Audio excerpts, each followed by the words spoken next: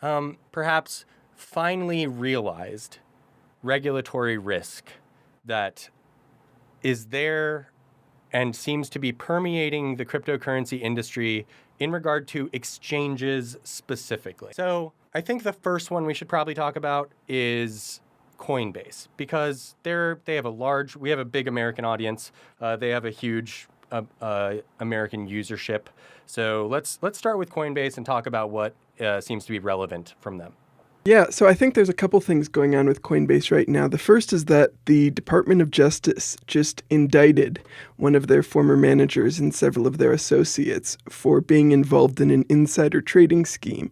And what was interesting is that the SEC came out as part of this case and ended up saying that 9 of the assets that this individual had insider traded were securities.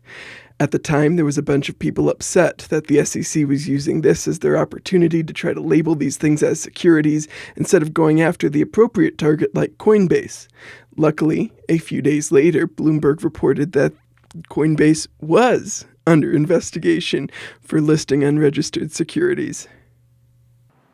Yeah, so I'm gonna go ahead and refer to Coinbase's blog, which, as of recording, they released 2 press releases on the same day and one the day before. So 3 press releases in a 2-day period. One is the crypto securities market is waiting to be unlocked, but first, we need workable rules. The second is institutional insights, our approach to crypto financing. And last, Coinbase does not list securities.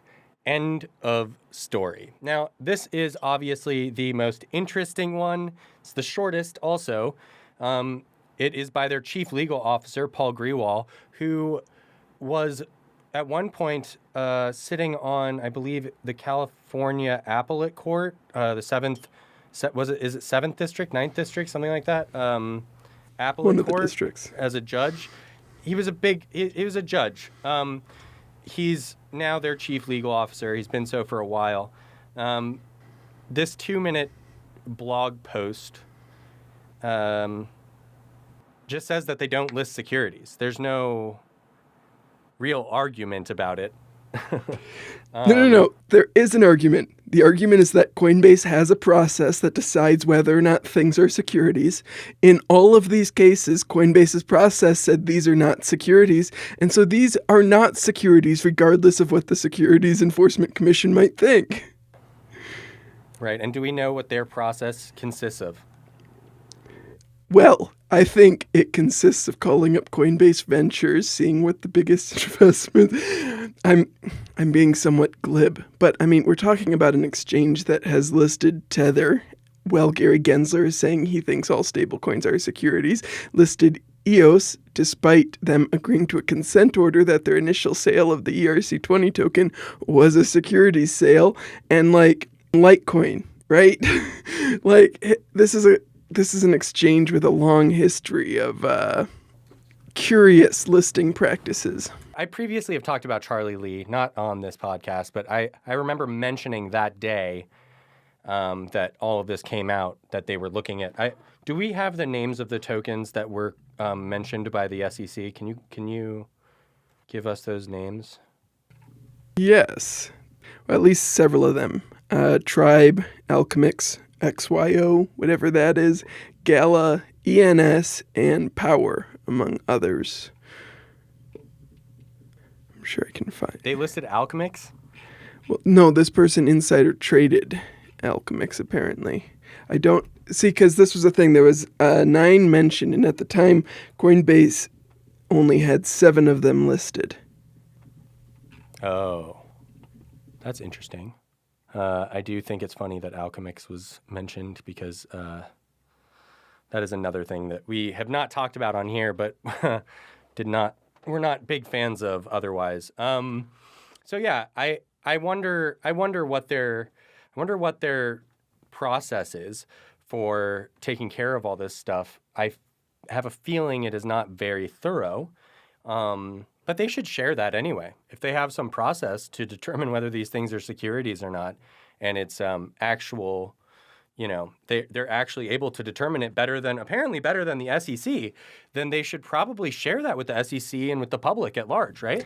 Yes. Well, and I mean, we do know a while ago that Coinbase published this blog post entitled Improved Clarity and Guardrails for New Assets on Coinbase that talked about some of the additional steps they were taking to help make sure there was no conflict of interest. And oh my God, it was written by the person who got indicted.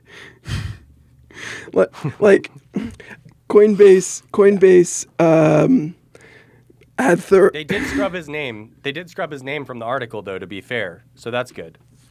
So yeah, A lot of transparency from these companies is what we're noticing. they're very open and they want regulatory clarity, but only if the regulatory clarity says, "My God, you're doing great. Look at these tokens. How could they ever be securities? It's just a bunch of people investing money in a small team who control the entire thing, and you hope that by making your investment, you'll end up earning more money. How could that possibly be a security?" Yeah. End of the story. So that seems like big trouble. Yeah, we do not list securities, period. I love that Bitfinex and Coinbase and stuff like end blog posts like full stop, period. They're like a fucking 14-year-old girl like blogging and saying like, I just can't deal with this anymore. I'm over it. Period. End of paragraph. Nothing else to say. And you're like, I think there's a lot more to be said here, guys. Listen, you can't just say that. I'm sorry. It's not. Cass, they're just degen builders. And this is just how degen builders who get out there and make things. Period. End of story. Yeah. Maybe if we didn't criticize these things, they wouldn't be securities.